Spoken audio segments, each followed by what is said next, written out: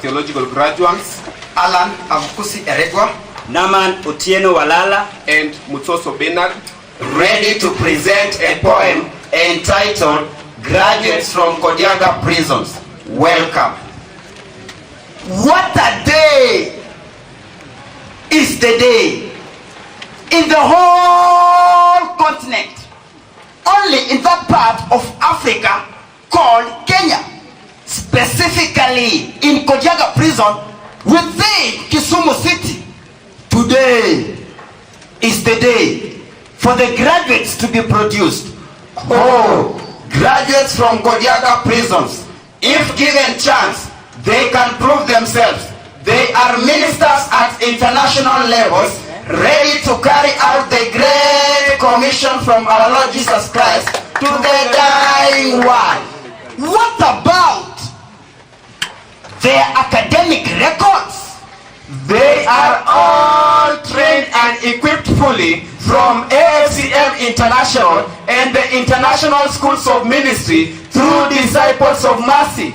Get yourself there and you will find their records. Oh, graduates from Kodiaga prisons, if given chance, they can prove themselves. They are ministers at international levels, ready to carry out the great commission from our Lord Jesus Christ to all nations. And what about their nationality and race? They are all of one nationality, known as the kingdom of heaven. They don't segregate or even isolate themselves from any race in the world. So everyone is welcome to the heavenly community, for we are one in him. Oh, graduates from Kodiaga prisons, if given chance, they can prove themselves. They are ministers at international levels, ready to carry out the great commission from our Lord Jesus Christ to all creatures as instructed. The word is so powerful to reach the unreachable. In all continents, the word is there. Even in prisons, yes, the word is there. Oh, graduates from Kodiaga prisons are also ready to take the word to the most distant places to fulfill the Great Commission. Thank you.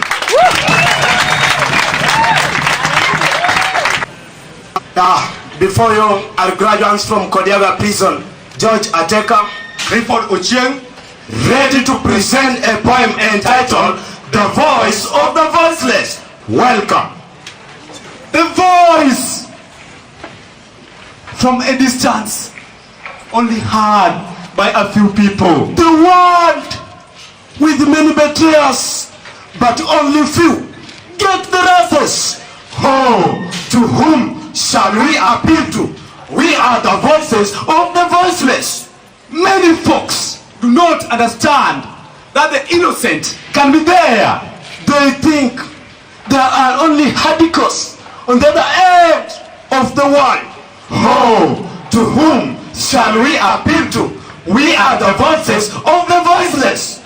The saints are in that world, preached to by the voiceless, trained and equipped by AFCM and International School of Ministry, ready to serve and minister. Oh, to whom shall we appeal to? We are the voices of the voiceless. Gratitude go to the AFCM International and the International Schools of Ministry for the love that they have shown to the voiceless. They never took them as the voiceless, but they trained, equipped them with the word. Oh, to whom shall we appeal to? We are the voices of the voiceless. Now the voiceless can be heard, for they have the word living in them. Rivers of life flowing out of them, for they have the word.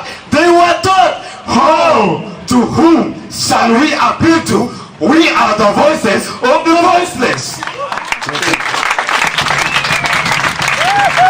He has one for them. Mungu ameandaa mpango kwa ajili yako kadiri alivyoandaa kwa ajili ya hao wanaofuzu. And God knows every one of you and where you are right Mungu now. anawajua na kuwatambua kila mmoja wenu na popote ulipo leo. And he has a word for you today. Na ana neno kwako leo hii.